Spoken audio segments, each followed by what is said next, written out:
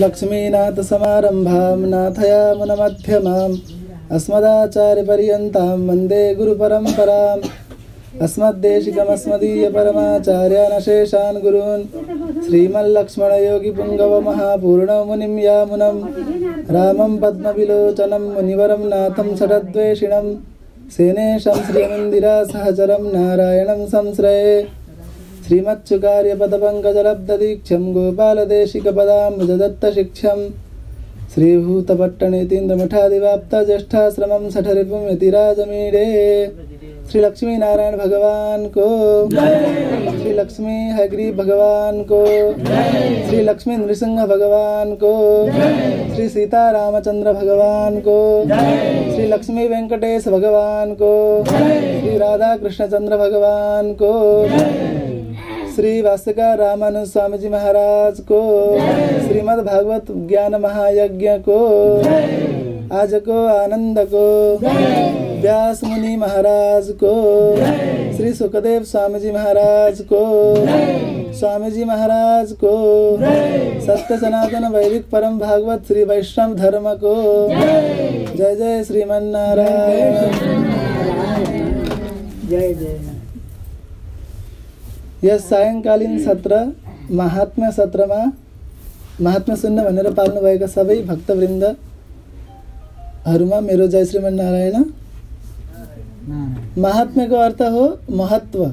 जुन श्रीमद् भागवत सप्ताह ज्ञान महायज्ञ यहाँ हुँदैछ त्यसको बारेमा त दिउँसोमा सुन्नुहुन्छ हैन, त्यसमा के छ के छैन त्यो सबै दिउँसोमा पाठ पनि सुन्नुहुन्छ, त्यसको अर्थ पनि अलिअलि सुन्नुहुन्छ कथाको रूपमा। यो श्रीमद् भागवतको महत्व चाहिँ के हो भनेर चाहिँ त्यो यो सायंकालीन सत्रमा चाहिँ पद्म पुराणमा उत्तरखण्डमा भनिएको छ।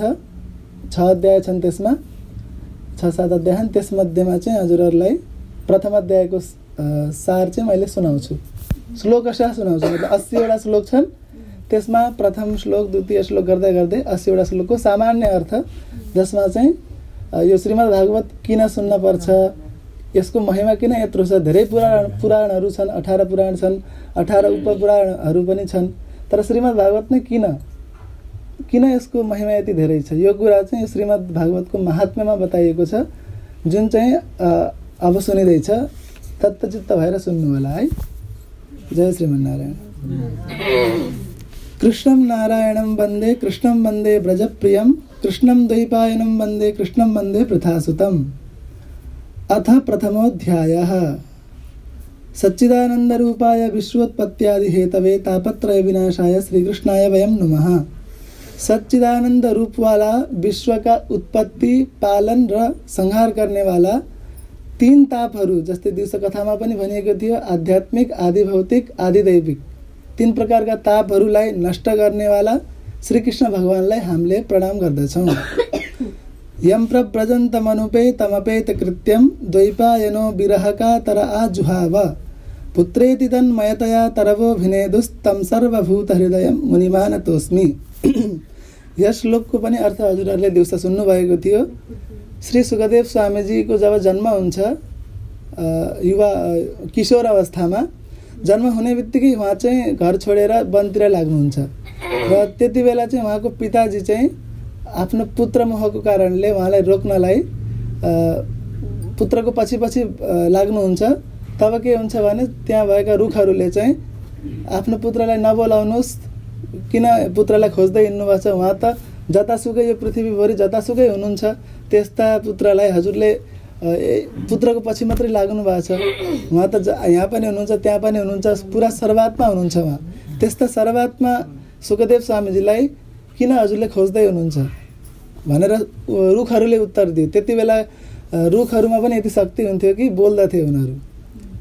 व्यासजीलाई चाहिँ रुखहरूले त्यसरी सम्झाए कि यो पुत्र मोह नगर्नुस्, सुखदेवजी जतासुकै हुनुहुन्छ, सुखदेवजीलाई सबैको खाँचो छ। हजुरको त छोरा हुनुहुन्छ, तर हजुरको मात्रै अधिकार छैन उहाँमा पुरा विश्वको अधिकार छ, किनकि त्यस्ता महात्माहरू विश्वलाई खाँचो हुन्छ। त्यस्ता महात्माहरू एकै ठाउँमा बसे भने चाहिँ पुरै विश्वको कल्याण कसले गर्ने? त्यही भएर उहाँहरू चाहिँ कहिले यहाँ कहिले वहाँ गरेर घुमिराख्नुहुन्छ। त्यही भएर उहाँलाई उहाँको मोह नगर्नुस्, उहाँ जतासुकै हुनुहुन्छ, हजुरले याद गर्नुभयो भने जहाँसुकै उहाँ भेटिनुहुन्छ भनेर उहाँका रुखहरूले चाहिँ व्यासजीलाई सम्झाउनु भयो। त्यसपछि चाहिँ अगाडि के हुन्छ सुनम। नैमिषे सुतमासीनम अभिवाद्य महामतिम कथामृत रसास्वाद कुशलः सौनको ब्रवीत। श्रीमद् भागवतको कथा अन्य पनि कथाहरू चाहिँ नैमिषारण्यमा चाहिँ भएको थियो। धेरै जसो कथाको प्रसङ्गहरू चाहिँ नैमिषारण्यमा चाहिँ सूतजी महाराज सूत स्वामीजी हुनुहुन्छ उहाँ, र त्यहाँ चाहिँ कथा मृत रसास्वाद कुशलः सौनको ब्रवीत, कथा सुन्नमा एकदम मन लगाउने खालका सौनक ऋषि हुनुहुन्थ्यो। धेरैजना हुनुहुन्थ्यो, तर तीमध्येमा पनि सौनक ऋषि चाहिँ अग्रगण्य हुनुहुन्थ्यो। उहाँले चाहिँ सूतजीलाई चाहिँ सोध्नुहुन्छ, के सोध्नुहुन्छ भन्दाखेरि सौनक उवाच अज्ञानध्वान्त विध्वंस कोटि सूर्य समप्रभ सूताख्याहि कथासारम मम कर्ण रसायनम।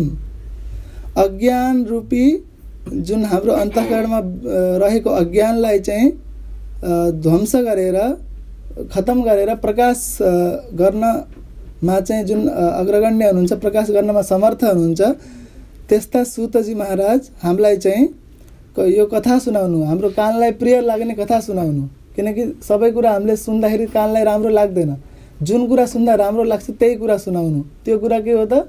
भगवान श्रीमन्नारायणको, भगवान श्रीकृष्णको कथा। भक्ति ज्ञान विरागाप्तो विवेको वर्धते महान माया मोह निराशश्च वैष्णवै क्रियते कथम। वैष्णवहरूले चाहिँ माया मोह जति पनि नराम्रा कुराहरू छन् आफ्नो मनबाट कसरी निकाल्ने? भक्ति ज्ञान विरागाप्तो विवेको वर्धते महान। भक्ति ज्ञान र विरागले चाहिँ हाम्रो विवेक कसरी बढ्छ, यो सबै उपायहरू हजुरले बताउनुहोस् भनेर भन्नुभयो। इह घोरे कलौ प्रायो जीवस चासुरताम गतः। यो कलियुगमा चाहिँ मनुष्य राक्षस बन्दै गएको छ। क्लेशाक्रान्तस्य तस्यैव शोधने किम परायणम। त्यस्तो जुन दुःख छ, मनुष्य चाहिँ राक्षस बन्दै गएको छ, त्यो नहुनबाट चाहिँ उनीहरूलाई त्यो हुनबाट जोगाउनलाई चाहिँ के गर्ने भनेर सोध्नुभयो। श्रेयसाम यद भवत् श्रेयः पावनानां च पावनम कृष्ण प्राप्तिकरम शाश्वत साधनम तद्वदाधुना। सबैको कल्याण गर्नेवाला पवित्रहरू धेरै चिज छन्, तर तीमध्ये पनि सर्वप्रथम जुन पवित्र चिज छ त्यस्तो कुरा र कृष्ण प्राप्ति गराउनेवाला शाश्वत भनेको कहिल्यै नाश नहुने अविनाश साधन चाहिँ के छ त्यो हामीलाई अहिले सुनाउनुहोस्। जुन कुराले चाहिँ कृष्ण भगवानको प्राप्ति हुन्छ त्यस्तो साधन छ भने चाहिँ हामीलाई सुनाउने कृपा गर्नुहोस्। चिन्तामणिर लोक सुखम सुरद्रुः स्वर्ग सम्पदम प्रयच्छति गृह प्रीतो वैकुण्ठम योगी दुर्लभम। जुन मणिहरू हुन्छन्, चिन्तामणि हुन्छन्, ती सबै लौकिक सुख दिन्छन्, संसारमा मिल्ने सुख मात्रै दिन्छन्। तर गुरुले चाहिँ वैकुण्ठ जस्तो जुन लोकमा नपाइने जुन सुख छ त्यो दिलाउनुहुन्छ। त्यही भएर हजुर गुरु हुनुहुन्छ र हजुरले चाहिँ हामीलाई कृपा गरेर कृष्ण भगवान को प्राप्ति हुने साधन, वैकुण्ठ प्राप्ति हुने साधन हामीलाई सुनाउनुहोस्। त्यसपछि चाहिँ उहाँको सौनकजीको प्रार्थना सुनेर सूतजी महाराजले सुनाउनुहुन्छ। सूतजी मतलब गुरुजी, सौनकजीको गुरुजी। उहाँले भन्नुहुन्छ प्रीति सौनक चित्ते यतो वच्मि विचार्य च सर्व सिद्धान्त निष्पन्नम संसार भयनाशनम। तिमीले राम्रो प्रश्न सोध्यौ सौनकजी।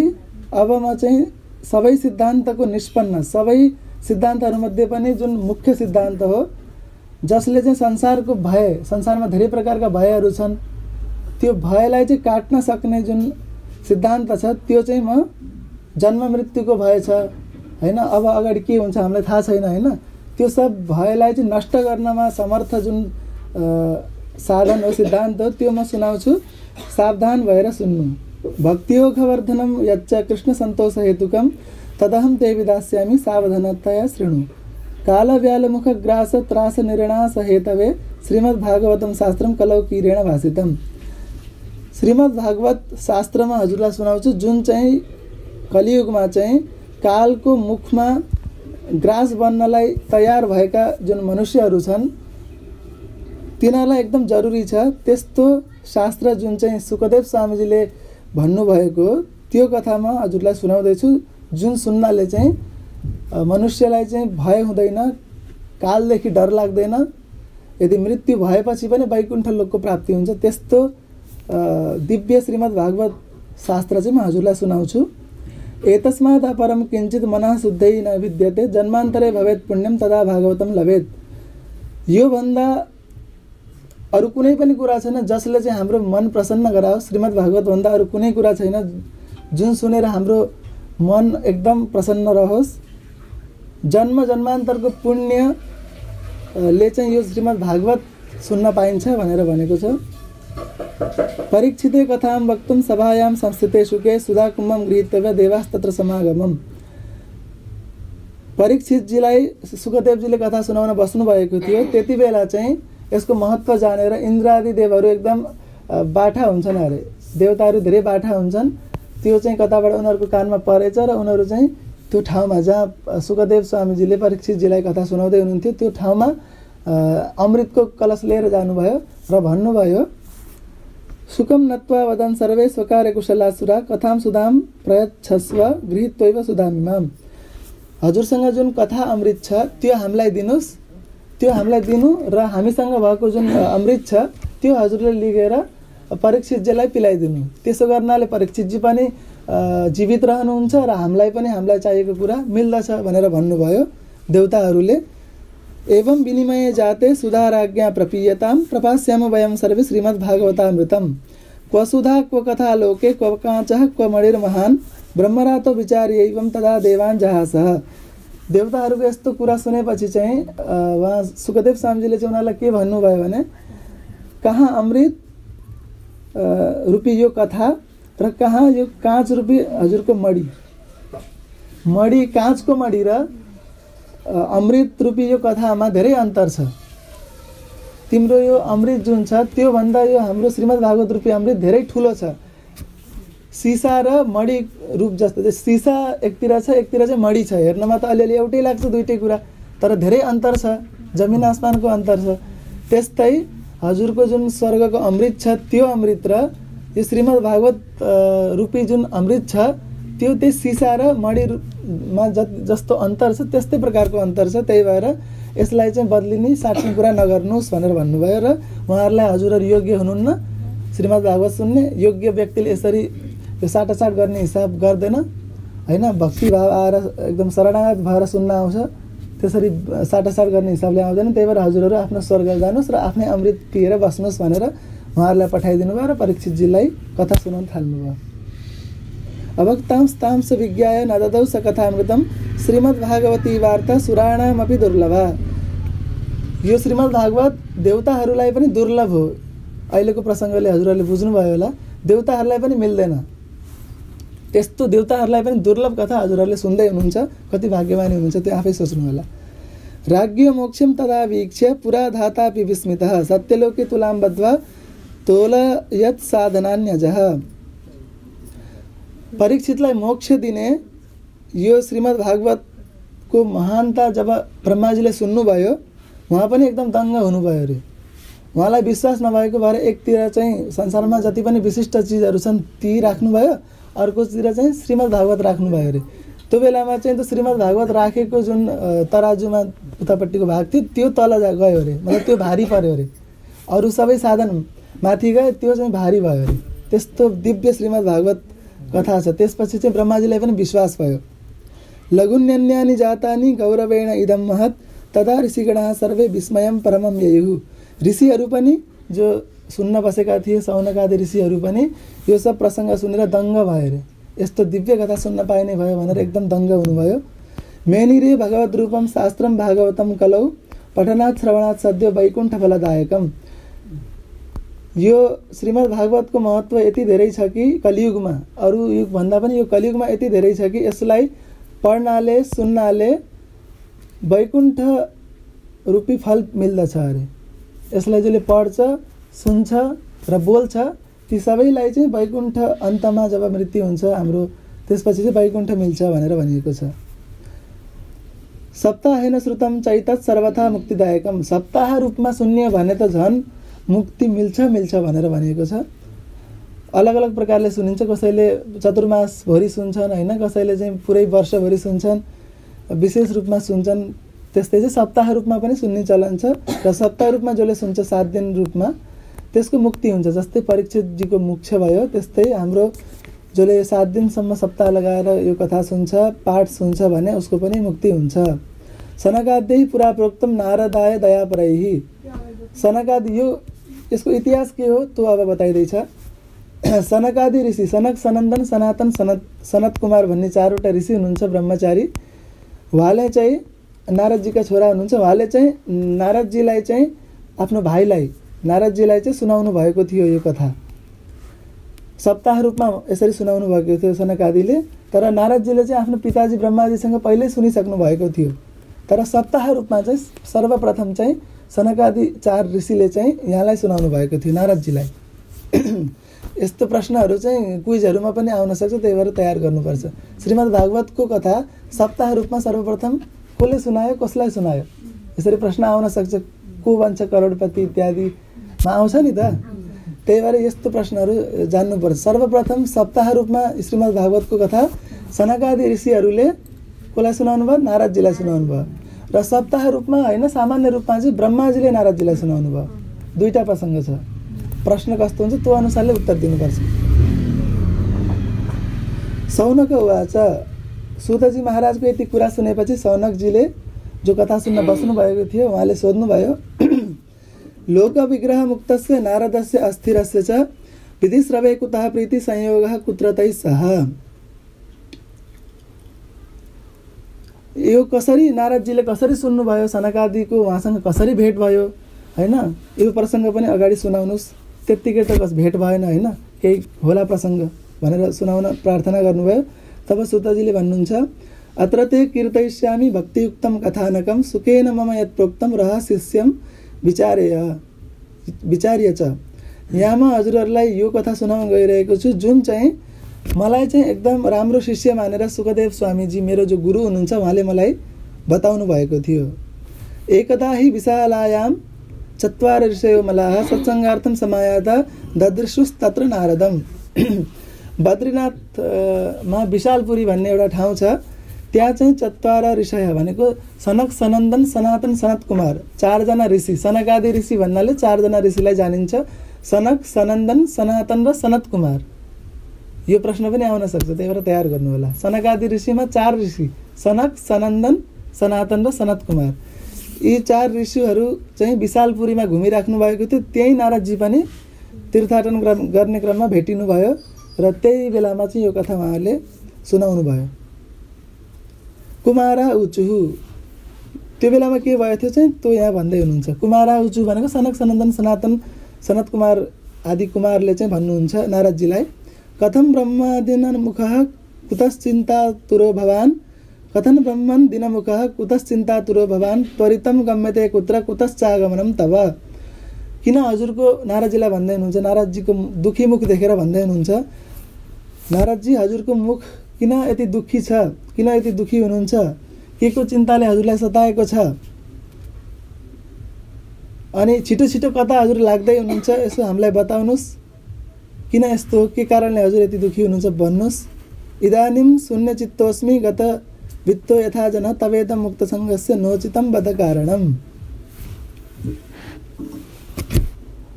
हजुरको मुख यस्तो लागिरहेको छ जस्तै कसै व्यक्तिको बैंकमा राखेको या आफ्नो दराजभित्र राखेको धन सम्पत्ति जब चोरी हुन्छ त्यति बेला जसको घरमा चोरी भएको हुन्छ त्यसको मुख कस्तो हुन्छ, त्यस्तै मुख हजुरको छ, किन यस्तो छ भनेर सोध्नुहुन्छ सुतजी कुमार स्वामीजीहरूले नारदजीलाई।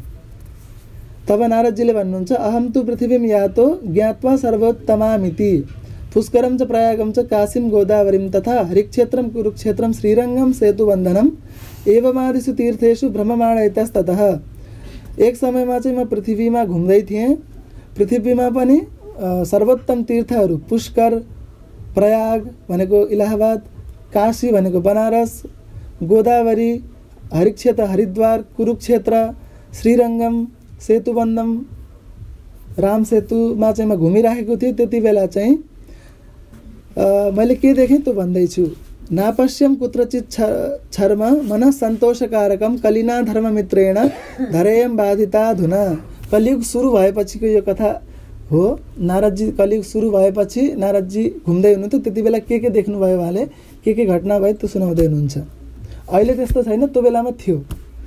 नापश्यम कुत्रचित् छर्म, मैले चाहिँ कतै पनि राम्रो कुरा देखिनँ, मनलाई सन्तोष भएन। कलियुगले चाहिँ जतासुकै बाधा डालेको छ, जतासुकै आफ्नो वर्चस्व बनाएको छ, जतासुकै नराम्रा कुराहरू भइराखेका छन्। सत्यम नास्ति तपः शौचम दया दानम न विद्यते। सत्य बोल्दैनन् कसैले, तपस्या कसैले गर्दैनन्, शुद्धता छँदै छैन, दया भन्ने कुरा कसैमा छँदै छैन, दान पनि कसैले गर्दैनन्। उदरम भरिणो जीवा वकारा कूटवासिणः। केवल आफ्नो पेट भर्नमा मात्रै लागेका छन्। कूटवासिणः मतलब असत्य बोल्छन्, नराम्रो बोल्छन्। मन्दाः सुमन्दमतयो मन्दभाग्याः उपद्रुताः पाखण्ड निरता सन्तो विरक्ताः सपरिग्रहाः। सन्तहरू पनि पाखण्डी भए, आफ्नो कर्तव्य कसैले गर्दैनन्, सबैका भाग्य मन्द भए। तरुणी प्रभुता गेहे स्यालको बुद्धिदायकः। घरमा चाहिँ स्त्रीको प्रभुता भयो अनि सालाहरू जो हुन्छन् उनीहरूले चाहिँ बुद्धि दिन लागे। अब यहाँ यसको प्रसङ्ग के हो आफै बुझ्नु होला, किनकि घरमा चाहिँ सालाहरूले अर्ताउन बुझाउन लायो भने त्यो घर चाहिँ बिग्रिन्छ भन्ने जान्नु भनेर यहाँ भनेको छ। अब हजुरहरूले अनुभव गर्नुभयो होला, त्यही भएर त्यो हुनु हुँदैन। त्यस्तो हुन लाग्यो त्यो बेलामा। कन्या विक्रयणो लोभा दम्पतीनाम च कल्कनम। कन्याको विक्रयण हुन लाग्यो मतलब स्त्रीहरूको बेचबिखन हुन लाग्यो। आजकल पनि अलिअलि त चल्छ, त्यो नहुन पर्ने। सबै लोभी भए। आश्रमा यवनै रुद्धास तीर्थानि सरितास तथा। आश्रमहरूमा चाहिँ दुष्टहरूले आफ्नो वर्चस्व जमाए, तीर्थहरूमा पनि र नदीहरूमा पनि। यवन भनेको जुन निकृष्ट समूह हो उसले चाहिँ आफ्नो वर्चस्व जमाए। देवता यतनान्यत्र दुष्टै नष्टानि भूरिशः। मन्दिरहरू पनि तोडफोड गर्न लागे। न योगी नैव सिद्धो वा न ज्ञानी सत्क्रियो न रह। योगी पनि कतै भेटिएनन्, ज्ञानी पनि कतै भेटेनन्, राम्रो काम गर्ने मान्छे कतै भेटेनन्। कलिदावा नलेनाद्य साधनम भस्मताम गतम। कलियुगको प्रभावले सबै कुरा भस्म भयो। अट्टशूला जनपदा शिवशूला दुजातयः। अन्न इत्यादिको अन्न बेच्न लागे मान्छेहरूले। त्यति बेला अन्न बेच्नु पाप मानिन्थ्यो। ब्राह्मणहरूले चाहिँ पैसा लिएर वेद पढाउन लागे। वेद पढाउँदा चाहिँ पैसा लिएर पढाउनुहुन्न भन्ने प्रमाण छ यता। स्त्रीहरू वेश्यावृत्तिमा लागे। एवं पश्यन् कलेर्दोषान् पर्यटन वनिमहम यामुनम तटमापन्नो यत्र लीला हरेभूत। यति सबै कुरा हेर्दै हेर्दै म चाहिँ वृन्दावनमा यमुना नदीको छेउमा पुगेँ, जहाँ चाहिँ भगवान श्रीकृष्णले आफ्नो लीला गर्नुभएको थियो। तत्र आश्चर्य मया दृष्टम श्रूयताम तन्मुनीश्वराः एका तु तरुणी तत्र निसन्ना खिन्न मानसा। त्यहाँ चाहिँ मैले एउटा आश्चर्यको कुरा देखेँ। के देखेँ भन्दाखेरि त्यहाँ चाहिँ एउटा तरुण स्त्री चाहिँ त्यहाँ एकदम दुःखी मनले बसिरहेकी थिइन्। वृद्धौ दौ पतितौ पार्श्वे निस्व सन्तावचेतनौ।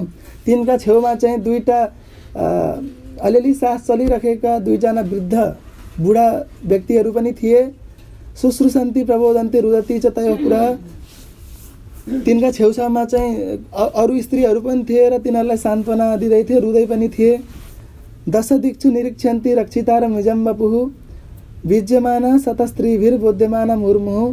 तिनीहरूले के गरिराखेका थिए भन्दाखेरि यताउता दसैँ दिशामा हेरिराखेका थिए, कसैले हाम्रो सहायता गर्छ कि भनेर हेर्दै थिए, कोही आएर हामीलाई बचाउँछ, हामीलाई सहयोग गर्छ कि भनेर हेरिराखेका थिए। दृष्ट्वा दूरात् गता सोहम कौतुकेन तदन्तिकम माम दृष्ट्वा चोत्थिता बाला विफला चाब्रवीद वचः। म त्यतै बाटोमा जाँदै थिएँ र मलाई देखेर चाहिँ उनीहरू एकदम आश्चर्यचकित भएर एकदम खुसी भएर उनीहरू केही बोल्न लागे। एकदम विह्वल भए, मतलब कोही मान्छे आएका थिएनन्। नारदजी गएपछि ओ कोही मान्छे त आएछन् भनेर चाहिँ एकदम अलिअलि खुसी अलिअलि दुखी भएर चाहिँ विह्वल भएर केही बोल्न लागे। बालो वाचा भो भो साधो क्षणम तिष्ठ मच्चिन्तामपि नाशय। ती जुन तरुणी थिए उनले भनिन्, साधुजी नारदजी एकैछिन बसेर हाम्रो चिन्ता पनि नाश गरिदिनुहोस्। दर्शनम तव लोकस्य सर्वदा घरम परम। हजुरको दर्शनले चाहिँ सबै पाप नष्ट हुन्छ, त्यही भएर साधुको दर्शनले सबै पाप नष्ट हुन्छ। त्यही भएर हजुर चाहिँ हामी थियौँ, एकैछिन बस्नुहोस् र हाम्रो चिन्ता चाहिँ दूर गरिदिनुहोस् भनेर भन्नुहुन्छ। बहुधा तव वाक्येन दुःख शान्तिर भविष्यति यदा भाग्यम भवेत् भूरि भवतो दर्शनम तथा। जब भाग्य हाम्रो बलियो हुन्छ तब नै साधुको दर्शन पाइन्छ र साधु वाक्यले चाहिँ हाम्रो दुःख हाम्रा शङ्काहरू चाहिँ समाधान हुन्छन्। हाम्रा जति पनि मनमा लागेका दुःख छन्, केही शङ्काहरू छन् भने साधुलाई सोध्ने भने उहाँहरूले त्यसको निराकरण निकालिदिनुहुन्छ। त्यही भएर चाहिँ साधुको धेरै महत्त्व छ। नारद उवाच, त्यसपछि चाहिँ त्यो कुरा सुनेर नारदजीले भन्नुहुन्छ, काशीत्वं काविमौ चेमा नार्यः काः पद्मलोचनः वद देवी सविस्तारम स्वस्य दुःखस्य कारणम। तिमी को हौ? यी दुईटा तिम्रा साथमा भएका को हुन् यी बुढा र तिम्रा वरिपरि भएका नारीहरू पनि को हुन्? मलाई चाहिँ विस्तारसँग भन्नुस् र तिम्रो दुःखको कारण पनि के हो त्यो सुनाऊ भनेर नारदजीले सोध्नुहुन्छ। तब चाहिँ ती तरुणीले भन्छन्, बालो वाच अहम भक्तिरीति ख्याता इमौ ते तनयौ मतौ।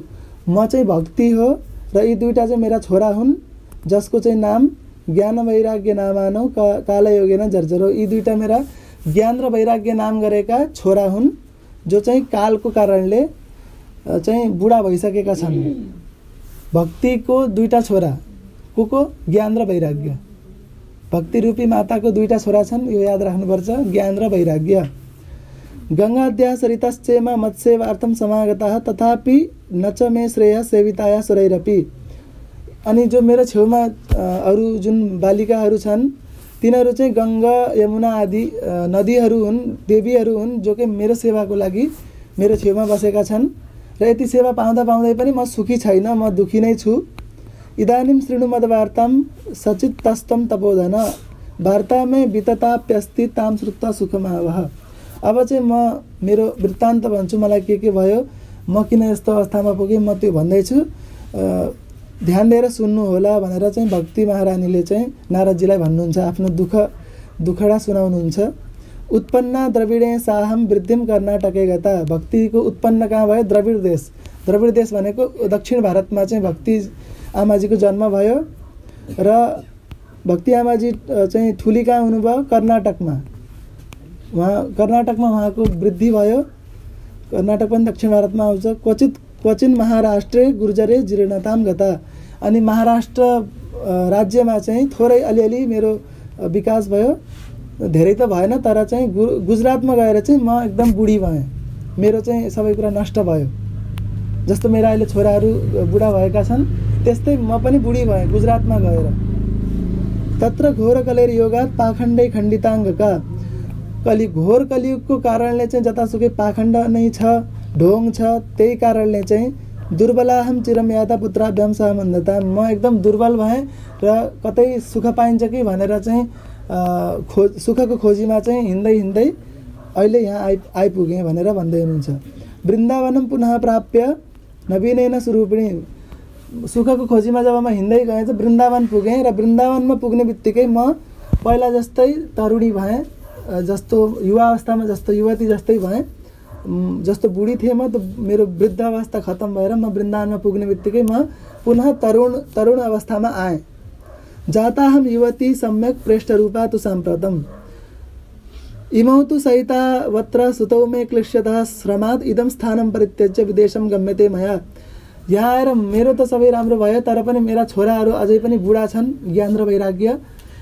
त्यही कारणले म यहाँ छोडेर अरू ठाउँमा जान्छु, मेरा छोराहरू पनि म जस्तै कहीँ कुनै ठाउँमा गएर राम्रा हुन्छन् कि भनेर चिन्ता गर्नुभयो। आमालाई चाहिँ आमाको गुण यसमा देखाएको छ। आमालाई आफ्नो सुखभन्दा छोराहरूको सन्तानहरूको चाहिँ सुखको चिन्ता हुन्छ, उनीहरूको धेरै चिन्ता हुन्छ। नत्र त यदि आमा आफ्नो मात्र हेर्ने भएको भए त त्यहाँ उनका छोरा बुढा छन्, आफू त एकदम युवती भइथिन्, यदि आरामले बस्न सक्थिन्, तर उनलाई चाहिँ आफ्नो छोराको चिन्ता भयो। म बुढी भए नि हुँ, तर मेरो छोरा चाहिँ युवा हुन पर्यो भनेर चाहिँ स्वस्थ हुन पर्यो भनेर चाहिँ बरु यहाँबाट म छोडेर अरू ठाउँमा जान्छु, कहीँ त्यस्तो ठाउँ छ भने चाहिँ मलाई भन्नुहोस् भनेर भन्नुभयो। इमौ तु जठरत्वं समायातौ तेन दुःखिन दुःखिता साहम तु तरुणी कस्मात् सुतौ वृद्धा इमौ कुतः। म एकदम दुःखी छु आफ्ना छोराको यो हाल देखेर। उल्टो भयो, यहाँ छोराहरू चाहिँ युवा हुनुपर्ने, म आमा बुढी हुनुपर्ने, तर यहाँ उल्टो के भयो भने म आमा चाहिँ युवती भएँ र मेरा छोराहरू चाहिँ बुढा भए। यस्तो नै कहीँ हुन्छ भनेर नारदजीलाई भन्नुहुन्छ। त्रयाणां सहचारित्व दैपरीत्यं कुतस्थितं घटते जरठा माता तरुणौ तनयाविति। अतः सोचामि चात्मानं विस्मयाविष्टमानसा बधयोगनिधे धीमन् कारणं चात्र किं भवेत्। किन यस्तो भयो नारदजी, मलाई यसो भन्नुहोस्, यो उल्टो किन भयो? यसमा केही कारण छ मलाई भन्नुस् त भनेर नारदजीलाई प्रार्थना गर्नुहुन्छ भक्ति आमाजीले। तब नारदजीले भन्नुहुन्छ ज्ञाने नात्मनि पश्यामि सर्वमेतत् तवानगे न विषादस्त्वया कार्य हरि समते करिष्यति। मैले चाहिँ आफ्नो ज्ञान चक्षुले, नारदजी त योगी हुनुहुन्छ, भूत भविष्य सबै कुरा उहाँले देख्नुहुन्छ, त्यही भएर भक्ति आमाजीलाई भन्नुभयो मैले सबै कुरा हजुरको बारेमा जानिसकेँ आफ्नो ज्ञान चक्षुले, त्यही भएर तिमीले चिन्ता नगर, तिम्रो चिन्ता चाहिँ हरि भगवान भनेको श्रीमन् नारायण भगवानले खतम गरिदिनुहुन्छ भनेर भन्नुभयो। त्यही भएर गुरुको शरणमा जानुपर्छ, किनकि हामी चिन्ता हुन्छौँ, दुखी हुन्छौँ, एक्लै बसेर हामीलाई केही समाधान बाटो मिल्दैन। यदि गुरुको शरणमा गइयो भने गुरुले चाहिँ केही न केही त्यसको समाधान निकालिदिनुहुन्छ र हामीलाई चिन्तामुक्त गराइदिनुहुन्छ। नारदजी जस्तो गुरु कहाँ पाइन्छन् र? त्यही भएर गुरुको शरणमा जानुपर्छ। यसबाट यही सिक्यो। सुत उवाच, अब सुतजीले भन्नुहुन्छ, अब नारदजी र भक्तिजीको जुन प्रसङ्ग थियो त्यसलाई चाहिँ सुतजीले सनकादि ऋषिहरूलाई सुनाउँदै हुनुहुन्छ। अब सुतजीले भन्नुभयो क्षणमात्र न तज ज्ञात्वा वाक्य मुचे मुनीश्वरः। यति छिटै चाहिँ भक्ति महारानीको बारेमा चाहिँ यो प्रसङ्ग नारदजी र भक्तिजीको बारेमा सुनेर उहाँले भन्नुहुन्छ, के भन्नुहुन्छ नारदजीले? श्रेणुस्वा वहिता बाल्ये युगोयम दारुणः कलिः तेन लुप्ता सदाचार योग मार्गस्थ पांसि च। देवी, भक्ति देवी सुन्नुहोस् राम्ररी, यो कलियुगको प्रभावले यस्तो भएको हो, सदाचारको लुप्त भयो, सदाचार हराइसकेको छ, दुराचार बढिरहेको छ, योग मार्गलाई सबैले छोडिसकेका छन्, योग कसैले गर्दैनन्, तपांसी तपस्या पनि कसैले गर्दैनन्, केवल शरीर पोषणमा नै लागेका छन्, खाना सोना पाखाना बाहेक अरू केही कसैको दिमागमा छैन। त्यो सब त जनावरले पनि गर्छ, मान्छे भएर केही अलग गर्नुपर्छ। मान्छेको कर्तव्य मान्छेलाई यति बुद्धि दिनु, यति शक्ति दिनु, केही न केही त छ। त्यही भएर मान्छेको जुन कर्तव्य हुन्छ त्यो भुलेर पशुभन्दा पनि निकृष्ट भएको छ मान्छे। जना अघासुरायन्ते साठ्य दुष्कर्मकारिणः। व्यक्तिहरूले चाहिँ पापले भरिएका छन्, दुष्कर्म गर्दैछन्। यह सन्तो विसिदन्ति परिष्यन्ति यसादवः। चोरी बढ्दैछ जतासुकै, सन्तहरू खिन्न भएर बसेका छन्। अनि सन्तहरूलाई दुःख छ र जो दुष्ट काम गर्ने छन् तिनीहरूलाई सुख छ, उल्टो छ। जसले राम्रो काम गर्छ उसलाई सुख हुन पर्ने नि, तर राम्रो काम गर्नेलाई दुःख छ, नराम्रो काम गर्नेलाई चाहिँ सुख छ, उल्टो भइरहेछ भनेर भन्नुहुन्छ। धत्ते धैर्यम तु यो धीमान सधीर पण्डितो अथवा। यस्तो अवस्थामा पनि जो चाहिँ धैर्य धारण गरेर बसेको छ त्यो चाहिँ एकदम महापुरुष हो भनेर भन्नुभयो। त्यो बेलामा जुन व्यक्तिहरू, सबै त त्यस्ता थिएनन्, तर कम मात्रामा जो पनि थिए, जसले चाहिँ त्यो सब हुँदाहुँदै पनि आफ्नो कर्म छोडेको थिएन, ती चाहिँ महान व्यक्ति हुन् भनेर भन्नुहुन्छ। अस्पृश्य नवलोकेयम शेषभार करिमधरा वर्षे वर्षे क्रमात् जाता मङ्गलम नापि दृश्यते। पृथ्वी चाहिँ शेषको भनेको शेष भगवान को चाहिँ उसमा अडिएकी छिन् पृथ्वी, र पृथ्वीको भार पनि धान्न गाह्रो भइरहेको छ, किनकि यति अमङ्गल भइरहेको छ पृथ्वीमा कि त्यो भार सहन गर्न सकेकी छैनन् पृथ्वीले। नत्वामपि सुतै साकं कोपी पश्यति साम्प्रतम उपेक्षितानुरागान्धर जर्जरत्वेन संस्थिता। सबै अन्धा भएका छन्, विषयमा फँसेका छन्, त्यही भएर तिम्रो दुःख अहिले कसैले देख्दैन, सबैले आफ्नो मात्र हेर्छ, सबै स्वार्थी बनेका छन्। त्यही भएर तिमी यहाँ बसेर केही फाइदा छैन, भगवानको मात्रै शरण गर, भगवानको शरणमा जाऊ, सबै ठिक हुन्छ। मान्छेको आशा गर्यो भने त तिमीलाई कसैले पनि हेर्दैन, किनकि सबै स्वार्थी बनेका छन्। आफ्नो बारेमा मात्रै सोचेका मान्छेहरूले अरूको बारेमा सोच्दैनन्। त्यही भएर तिमीले यो व्यर्थ मेहनत नगर यहाँ बसेर भनेर नारदजीले भन्नुहुन्छ। वृन्दावनस्य संयोगात् पुनस्त्वं तरुणी नवा धन्यम वृन्दावनम तेन भक्तिर्नित्यति यत्र च। तैपनि तिमीलाई चाहिँ वृन्दावनको संयोग मिलेको भएर तिमी यति राम्री भयौ, किनकि वृन्दावनको महत्त्व नै यति धेरै छ, किनकि भगवानले त्यहाँ लीला गर्नुभयो। भक्ति त त्यहाँ नृत्यति भनेको भक्ति नाच्छिन् अरे, भक्तिको मुख्य स्थान वृन्दावन हो, किनकि भक्तिले त्यहाँ नाच्छिन् भनेको भक्ति एकदम खुसी हुन्छन्। तैपनि तिमी दुखी छौ, दुखी नहौ, भगवानको विश्वास गर भनेर भन्नुहुन्छ। अत्रेमौ ग्राहका भावान नजरामपि मुञ्चतः किञ्चित् आत्मसुखेनेह प्रसुप्तिर्मन्यते नयोः। यिनीहरू चाहिँ बुढा भएका छैनन्, यिनीहरू मरेका पनि छैनन्, त्यति बुढा भएका छैनन्, अझै पनि यिनीहरूमा सास छ। त्यही भएर हिम्मत नहार, अन्तिम क्षणसम्म पनि हिम्मत हार्नुहुन्न भनेर यो कुराले पनि शिक्षा मिल्छ हामीलाई। जति नै बाधा आए पनि हामीले आफ्नो हिम्मत छोड्नुहुन्न। यदि हिम्मत हारियो भने थोरै बाधा आए पनि हामी हार्छौँ, तर हिम्मत हारिएन भने चाहिँ एकदमै कष्ट भए पनि हामीलाई त्यही हिम्मतले नै अगाडि बढ्ने प्रेरणा दिन्छ भनेर यो कथाले पनि हामीले बुझ्यो। त्यसपछि भक्तिजीले भन्नुहुन्छ कथम, अब थोरै छ रातिनु है। कथम परीक्षिता राज्ञा स्थापितो यशुचिः कलिः प्रवृत्ते तु कलौ सर्वसारः कुतो गतो महान् करुणा परेण हरिणाप्यधर्मः कथमीक्षते इमं मे संशयं छिन्दी तदवाचा सुखितास्म्यहम। कलियुगलाई चाहिँ परीक्षित राजाले आफ्नो शरण दिनुभएको थियो। आफ्नो शिरमा चाहिँ मुकुट थियो, त्यही भएर कलियुगलाई चाहिँ परीक्षितजीले चाहिँ आफ्नो शरण दिनुभयो। परीक्षित राजा एकदमै दयालु हुनुहुन्थ्यो, कृष्णजीको भान्जाको नाति हुनुहुन्थ्यो होइन, कृष्णजीको भान्जाहरूको खानदानमा हुनुहुन्थ्यो, एकदम तपस्वी राजा हुनुहुन्थ्यो, त्यस्तो महान राजा हुनुहुन्थ्यो। त्यही भएर दयालु भएर परीक्षितजीले चाहिँ कलियुगलाई आफ्नो शरण दिनुभयो। किन दिनुभयो उहाँले त्यस्तो शरण, त्यस्तो दुष्ट कलियुगलाई भनेर भन्दा तब चाहिँ नारदजीलाई सोध्नुभयो किन कलियुग जस्तो दुष्ट अधर्मीलाई, नराम्रो युगलाई चाहिँ परीक्षित जस्ता महान राजाले किन शरण दिनुभयो भनेर सोद्धाखेरि चाहिँ नारदजीले भन्नुहुन्छ यदि पृष्ठस्त्वया बाले प्रेमतः श्रवणं कुरु सर्वं वक्ष्यामि ते भद्रे कस्मलं ते गमिष्यति। ध्यान दिएर सुन, तिम्रो सबै शङ्काहरू म समाधान गर्नेछु। यदा मुकुन्दो भगवान् क्षमां त्यक्त्वा स्वपदं गतः तद्दिनात् कलिरायात सर्व साधन बाधकः। द्वापरयुगको अन्तमा जब भगवान् श्रीकृष्णले यो धाम छोडेर आफ्नो वैकुण्ठ धाममा जानुभयो, त्यति बेला नै कलियुग चाहिँ यो धाममा आयो, मतलब यो संसारमा आयो भनेर भन्नुभयो। दृष्टो दिग्विजय राज्ञा दिनवत् शरणं गतः नमया मारणीयोऽयं सारङ्ग इव सारभुक। त्यति बेला परीक्षित राजाले राज्य गर्नुहुन्थ्यो र परीक्षित राजा एकदम दयालु भन्ने कलियुगलाई थाहा थियो र त्यही भएर यहाँले चाहिँ मलाई अपनाउनुहुन्छ भनेर परीक्षितको शरणमा कलियुग जान्छ। र परीक्षित राजा यस्तो हुनुहुन्थ्यो कि गुण मात्रै हेर्नुहुन्थ्यो, कसैको दोष हेर्नुहुन्थेन। यदि 1000वटा दोष छन् र एउटा गुण छ भने पनि त्यो गुण छ भनेर त्यसलाई चाहिँ आफूसँग राख्नुहुन्थ्यो। त्यस्तो खाले महान व्यक्तित्व हुनुहुन्थ्यो। यत् फलं नास्ति तपसा न योगेन समाधिना तत्फलं लभ्यते सम्यक कलौ केशव कीर्तनात्। किन परीक्षितजीले आफ्नो शरण दिनुभयो भन्दा चाहिँ एउटा गुण कलियुगमा यो थियो कि जुन कुरा तपस्याले मिल्दैन, योग गरेर मिल्दैन, समाधि लगाएर मिल्दैन, त्यो फल चाहिँ कलियुगमा चाहिँ केशव भनेको भगवान् श्रीकृष्णको कीर्तनले मात्र मिल्दछ। कलियुगमा एउटा गुण छ जुन सत्य त्रेता द्वापर युगमा छैन। ती युगमा कर्मकाण्ड धेरै गर्नुपर्छ, यज्ञ आदि एकदम गर्नुपर्छ, तपस्या धेरै गर्नुपर्छ जङ्गलमा हिमालयमा गएर, तर कलियुगमा त्यो जरुरी छैन। गर्न सके त ठिकै, नगरे त्योभन्दा राम्रो कुरा कीर्तन छ, भगवानको कीर्तन एकदम सजिलो, केही गर्नै पर्दैन। दुईटा नाम याद राख्यो, श्रीमन्नारायण नारायण भन्यो, बस्यो, यतिले मुक्ति मिल्छ अरे।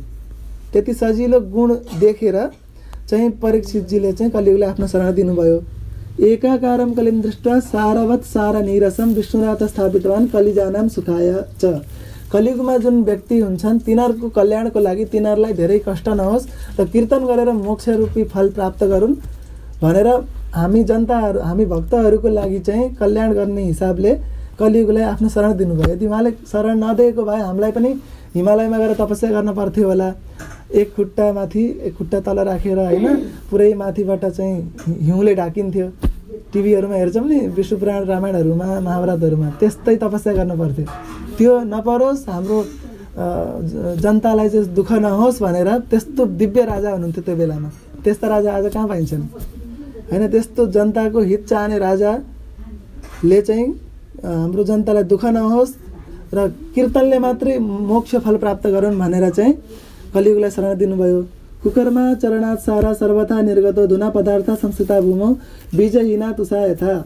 अहिले चाहिँ यो संसारमा त्यो त्यति बेलाको कुरा हुँदैछ, जस्तै चामल नभएको धानको खोस्टा जस्तो हुन्छ त्यस्तै भयो सबै कुरा, केही सार छैन, सबै केवल भुसा मात्रै भयो, भित्र अन्न छँदै छैन। त्यस्तो सबै कुरा भइसकेको अवस्थामा जनताको कल्याणको लागि उहाँले चाहिँ कलियुगलाई शरण दिनुभयो। विप्रैर भागवती वार्ता गेहे गेहे जने जने कारिता कर्णलोभेन कथा सारस्ततो गतः।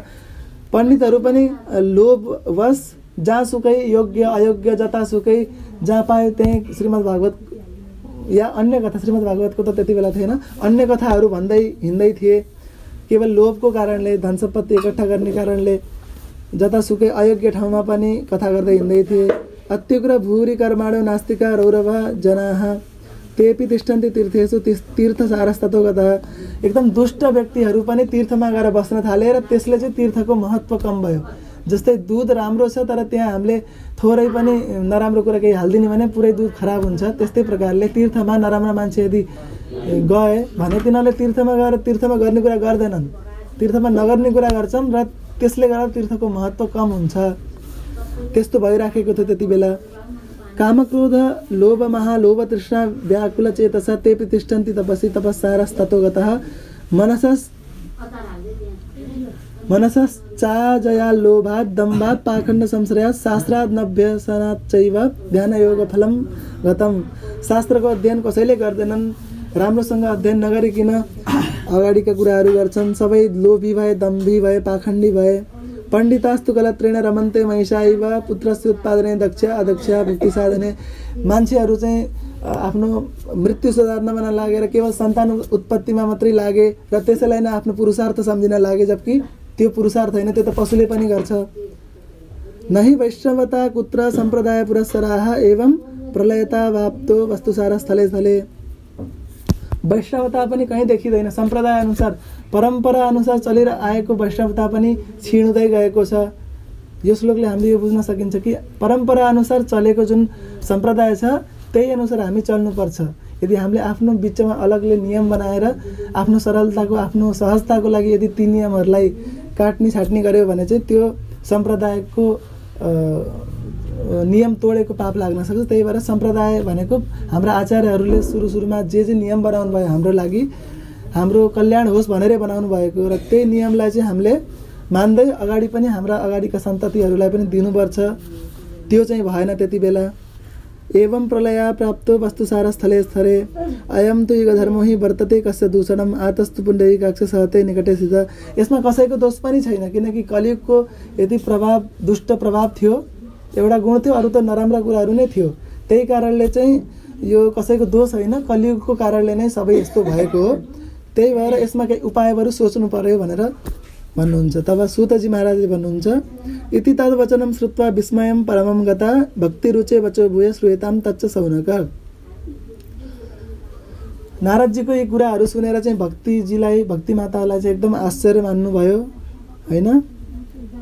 र त्यसपछि भक्ति र नारदजीको बिचमा के कुरा भयो त्यो अब सुन्नुहोस् भनेर सूतजी महाराजले सौनकादि ऋषिहरूलाई भन्नुहुन्छ। भक्तिरुवाच सुरर्षे त्वमि धन्योऽस्ति मद्भाग्येन समागतः साधूनां दर्शनं लोके सर्वसिद्धिकरं परम। देवर्षि नारदजी, म धन्य भएँ, हजुरको भाग्य मेरो जागृत भएको कारणले हजुरको दर्शन पाएँ, हजुर यहाँ आउनुभयो। किनकि साधुको दर्शन यो संसारमा सबै सिद्धिहरूलाई प्रदान गर्नेछ। जति पनि सिद्धिहरू छन्, अष्टसिद्धि, ती मध्येमा सबभन्दा श्रेष्ठ छ साधुहरूको दर्शन। साधुको दर्शन भयो भने हामीलाई कुनै पनि कुराको खाँचो हुँदैन, ज्ञान मिल्छ, भक्ति मिल्छ, सम्पत्ति पनि मिल्छ, सबै कुरा मिल्छ, केही कुराको खाँचो हुन्न, हामी तृप्त हुन्छौँ। र त्यसै कारणले भक्ति महारानीले नारदजीको प्रार्थना गर्नुहुन्छ एउटा श्लोकको माध्यमले। त्यसपछि यो अध्याय समाप्त हुन्छ र अगाडिका अध्यायहरू भोलि सुनौला। जयति जगति मायां यस्य कायाधवस्ते वचन रचनमेकं केवलं चाकलय्य ध्रुवपदमपि यातो यत्कृपातो ध्रुवोऽयं सकलकुशलपात्रं ब्रह्मपुत्रं नतास्मि। हजुर यस्तो गुरु हुनुहुन्छ, हजुरका शिष्यहरू जो पनि भए सबै भगवान हरि भक्तिमा लागेर भगवानमा विश्वास गरेर पार गए। जस्तै कयादु पुत्र प्रहलादजीले पनि हजुरको शिष्यत्व ग्रहण गरेर भगवान श्रीमन नारायणलाई प्राप्त गर्नुभयो र विश्वास रूपी जुन फल हो, विश्वास, भगवानमा विश्वास रूपी जो गुण हो त्यो प्राप्त गर्नुभयो र अभय हुनुभयो। मतलब उहाँलाई कसै चिजको डर लाग्थेन। हिरण्यकश्यपले कति यातना दिए प्रहलादलाई, तर पनि भगवानमा विश्वास हुनाले, एकदम भगवानमा विश्वास हुनाले कहीसँग डराएनन्। तातो तेलमा हाल्दा पनि उनी डराएनन्, पहाडबाट फाल्दा पनि डराएनन्, किनकि भगवान हुनुहुन्छ, मलाई बचाउनुहुन्छ भन्ने उनलाई विश्वास थियो। त्यस्ता प्रहलादको गुरु हजुर हुनुहुन्छ।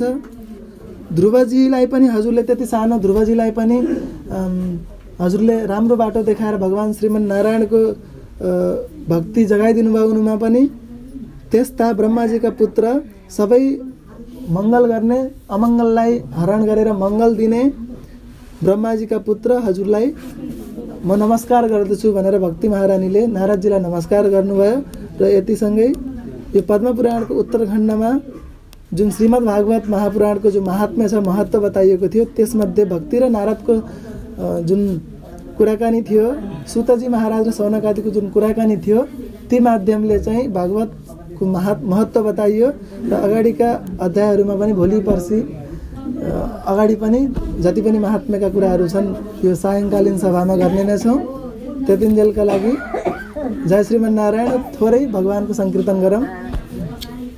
श्रीमन्नारायण श्रीमन्नारायण श्रीमन्नारायण नारायण नारायण श्रीमन्नारायण श्रीमन्नारायण श्रीमन्नारायण नारायण नारायण लक्ष्मी नारायण लक्ष्मी नारायण बद्री नारायण नारायण नारायण लक्ष्मी नारायण बद्री नारायण लक्ष्मी नारायण नारायण नारायण।